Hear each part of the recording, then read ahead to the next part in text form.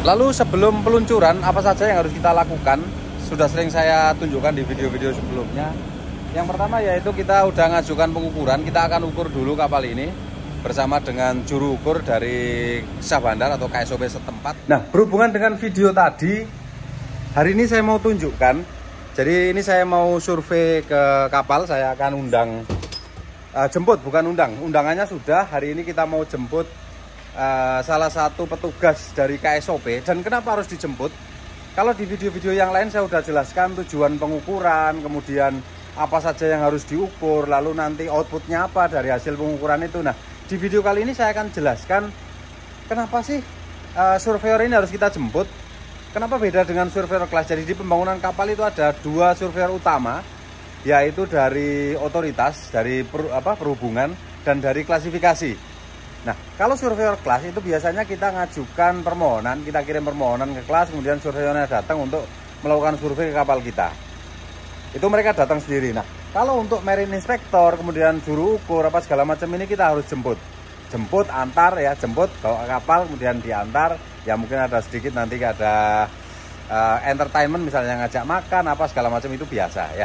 Nanti akan saya tunjukkan di video kali ini kenapa kita harus jemput dan kenapa beda dengan surveyor kelas yang mereka datang sendiri. Selamat menyaksikan.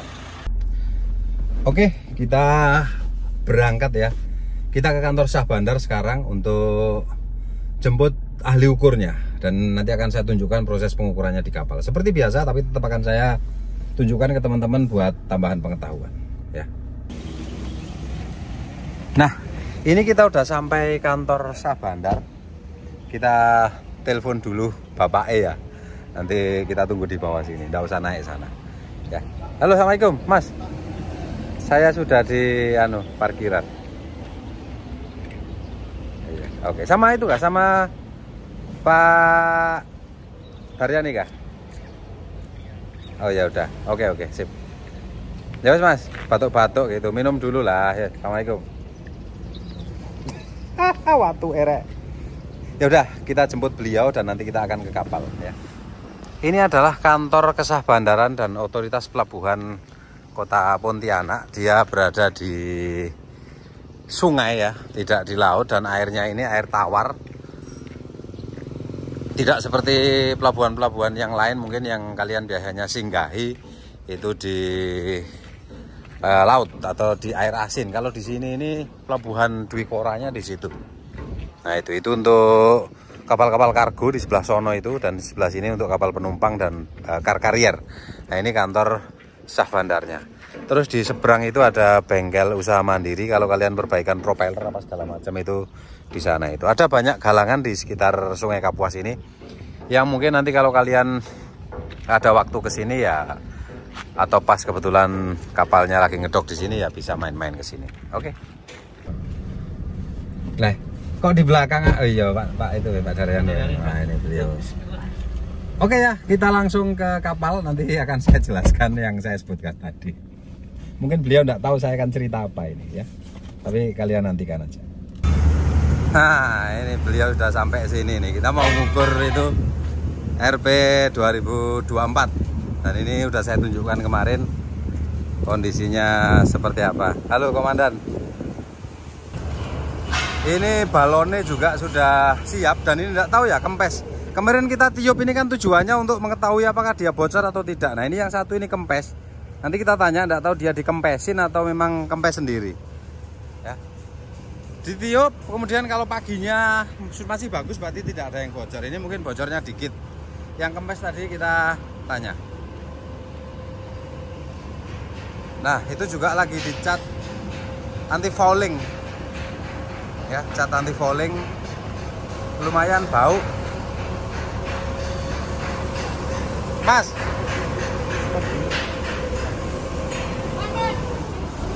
stop dulu ya. Mau pengukuran. Stop dulu. Mas, itu kempes sendiri atau dikempesin itu? Berarti bocor ya? Oke. Bocor halus ya? Kayak ini ya? Ini juga bocor halus ini. Ya wes, ayo naik Pak. Namanya enggak kelihatan. Ban-ban itu untuk apa? Untuk fender ya, supaya enggak itu benturan. Wih, makasih Ul. Oke, kita naik bentar Mas ya. Man, kiwak kau man. Kiwak kau man. Kita naik. Nah tuh. Nah, ini tetap dilakukan pengukuran ya. Nanti kita tanya, meskipun kita tahu bahwa kapal ini sister, bener-bener sama persis dengan tugboat sebelumnya, yaitu TBRP 2022, persis, pelek. Sak tekuk-tekuk aneh ini persis rek, tapi tetap harus dilakukan pengukuran. Gitu Pak ya.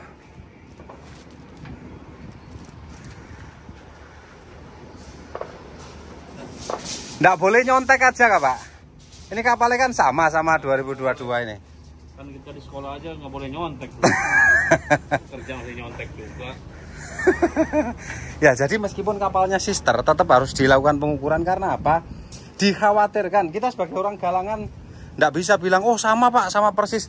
Kalau gitu gunanya surveyor apa rek? Ya semuanya, bukan hanya pengukuran. Survei kapal tetap harus disurvei. Nggak bisa surveyor nanya. Nggak bisa misalnya surveyor nanya, oh kapalmu ada pemadamnya enggak? Oh ada Pak, ada 4 itu. Nggak bisa cuma seperti itu, harus dilakukan survei lagi. Begitu juga dengan pengukuran ini. Ketika kita sudah tahu bahwa kapal ini sama, ya sama persis dengan kapal sebelumnya, tetap harus kita pastikan bahwa tidak ada perubahan konstruksi, tidak ada perubahan bangunan. Karena apa? Kalau ada perubahan bangunan, dia akan mempengaruhi ke nilai GT-nya. Ya. Jadi tetap diukurin dekosnya, kemudian tadi panjangnya, lebarnya segala macam diukur. Seperti itu. Tetap harus dilakukan pengukuran ulang.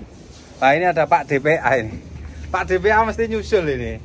Kalau ada orang rame-rame ini. Ya wes, sila. Megang meteran ya. Nah gitu rek ya. Jadi meskipun kapalnya sama, saya ulang lagi, sister tetap harus dilakukan pengukuran ulang. Gitu.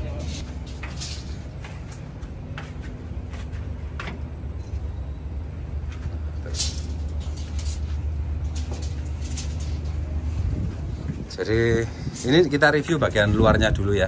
Ini yang kuning-kuning ini pipa udara, dan kalau warnanya hijau itu pipa udara untuk air. Lalu yang kuning hitam ini untuk tangki slop atau tangki bilga. Kalau yang coklat ini tangki BBM. Kemudian yang biru ini tangki balas. Jadi warnanya biru. Meskipun kepalanya semuanya kuning, tapi pipa-pipanya dibedakan, ada biru, ada itu ya. Nah ini BBM semuanya warnanya coklat, dan ada satu yang warna kuning itu dia adalah oli itu. Kemudian ini ada blower, sering saya tunjukkan sekarang blower tidak boleh di bawah, dia harus di atas itu karena ada perhitungan namanya down flooding. Kapal itu dianggap miring berapa derajat sehingga itu bisa menjadi akses air masuk gitu. Oke. Itu adalah steering gear room. Ada 2 pintu kanan kiri, dan tingginya semuanya diukurin ya. Nah itu dilakukan pengukuran semuanya. Dan ini kalau kalian mau itu om, kata teman saya dulu, om Santin Hakal om. Oke, kita langsung ke wheelhouse, pengukuran bangunan atas atau ruang kemudi. Nah itu tongkang di sebelahnya sudah masang dek ya, sudah main deknya udah dipasang platnya, dan di belakang ini sudah ada kru engine room dan pump room. Oke.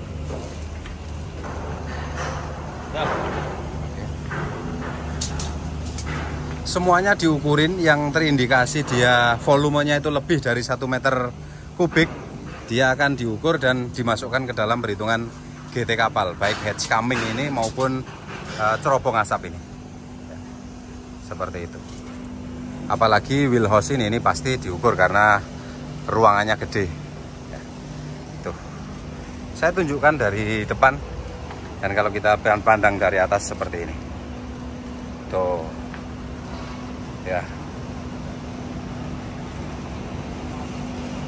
Oke, kita ke sebelah sini. Sama persis modelnya diamond, wheelhouse-nya semuanya sama persis, bahkan win jangkarnya juga sama, ada 2 itu.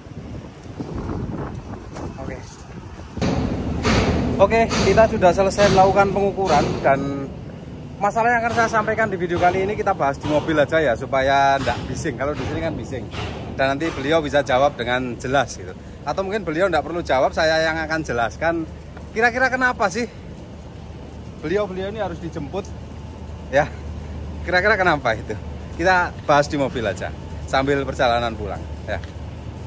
Oke, mantap itu Rek, lihat ya. Oke, jos kan.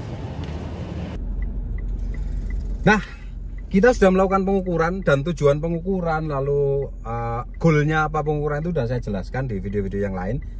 Di video kali ini seperti yang saya jelaskan di awal tadi, kita akan bahas kenapa beliau-beliau ini harus dijemput dan surveyor kelas tidak perlu dijemput. Sorry ya, sambil jalan pelan-pelan, macet soalnya Rek. Teng teng teng teng teng, ini nyelewonong itu.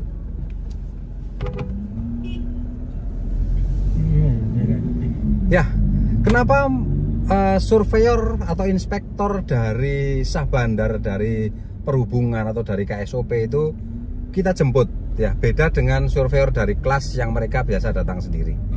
Yang pertama yaitu bedakan antara jasa dan pelayanan. Kalau sah bandar, beliau-beliau ini adalah pelayanan, artinya dari sah bandar atau dari perhubungan tidak ada invoice untuk melakukan survei, tidak ada biaya perjalanan survei, tidak ada tagihan ketika kita mau survei kapal itu. Yang ada hanya PNBP dan itu masuk ke pemerintah. Makanya itu bedanya ya. Jadi kalau kita ngajukan permohonan ke kelas, surveyor kelas akan datang. Nah, nanti di tagihan itu ada macam-macam. Ada biaya survei sendiri, kemudian ada transport sendiri gitu ya. Nah, sedangkan beliau ini yang dari sah bandar, dari perhubungan itu tidak akan ada pernah tagihan yang terbit dari sah bandar, misalnya tagihan survei kapal ini tidak ada. Jadi betul-betul pelayanan. Makanya kita harus sebagai owner atau pemilik kapal atau yang menginginkan pelayanan itu kita harus ya sedikit effort lah, menjemput kemudian mengantar kembali tentunya. Kayak jangan kayak jelangkung nanti Pak Nge. Dijemput enggak diantar gitu. Ya seperti itu alasannya gitu aja Rek. Dan mengenai pengukuran tadi sudah kita jelaskan bahwa di awal-awal video juga dulu ya sudah saya sebutkan kapal baru itu harus diukur untuk menentukan GT. Kemudian cuma ini yang masih menjadi sering saya sampaikan bahwa kenapa surat ukur permanen itu tidak diterbitkan setelah beliau-beliau ini melakukan pengukuran. Kenapa dibalik? Beliau ngukur ke kapal, kemudian di pusat hanya meriksa gambar lalu memutuskan oh GT-nya sesuai gitu. Harusnya tidak seperti itu. Harusnya surat ukur sementara itu diterbitkan oleh pusat. Ya, surat ukur sementara diterbitkan oleh perhubungan pusat. Mereka menentukan GT-nya itu dari gambar yang sudah kita kirim ke pusat itu.